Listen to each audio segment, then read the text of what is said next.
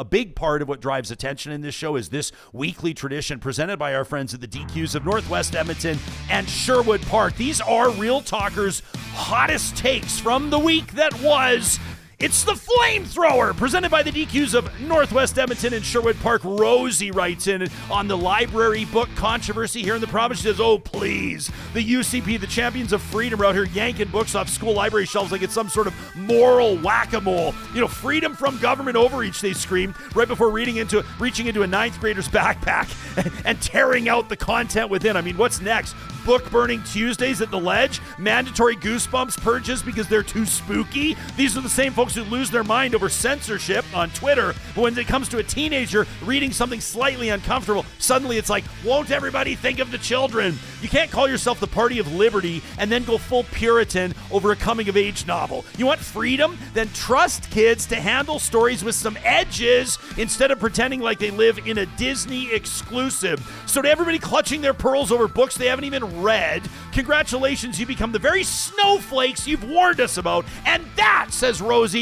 is a flamethrower. I love it right out of the gates. How about this from Cactus Sheriff, who says, remember, this was a YouTube comment, by the way, if any government of any level, whether that be federal, provincial, or your local school board, bans a book, it is your duty to find and read that book to learn what they don't want you to know. That from Cactus Sheriff. What about this one? We read this already from Jennifer this week. Had to fit it back into the flamethrower for context. She says what Don Iveson said on your show this week, Ryan, was factually untrue, talking about Edmonton's downtown as compared to other downtowns. She says his limited perspective on the reason people are not seeing the value in downtown is actually that it's not been prioritized or respected by administration or the community. And his small-minded viewpoint isn't going to change the terms. Market-driven analysis will drive this, and until we change how we service the downtown core, we will not see investment. Anything else is delusional. Secondly, Jennifer says, you're the chair of CMHC, Don. How are you densifying downtowns across the country?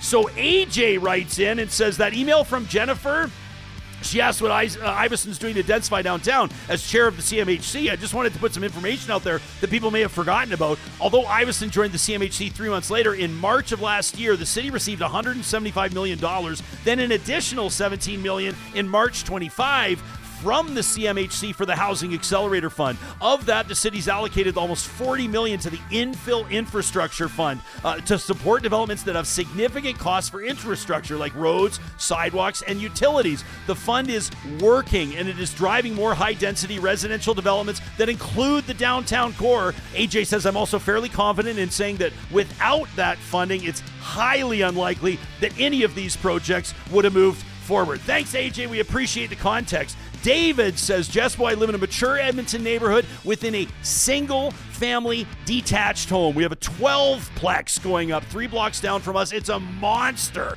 It's not NIMBYism to be concerned about increased density, traffic, and parking. Now, saying this, the first house I bought was a townhome within a 4-plex. A townhome allowed me to enter the housing market originally as it provided a lower price of entry. The logical conversation starts with ending any infills over 4 units on a single-family home parcel, but the density freaks will lose their mind as this is not enough density, and the single-family home fanatics will shout and yell that this is too much density.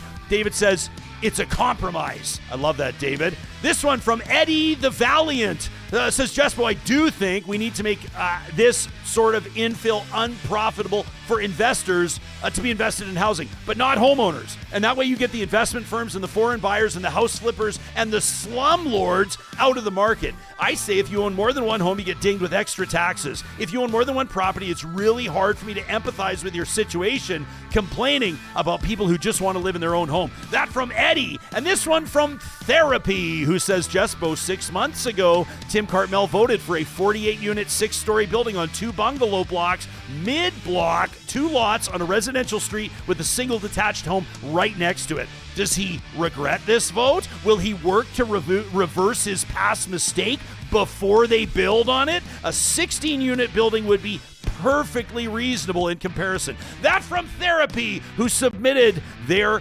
flamethrower to talk@ryanjesperson.com. We've also drawn from our YouTube comments. Thanks to everybody that drops a hot take there. The flamethrower is proudly presented by the DQs in Palisades, Namao, Newcastle, Westmount, and Baseline Road. Have a great long weekend, everybody. We can't wait to talk to you again. And in the meantime, don't forget to keep it real.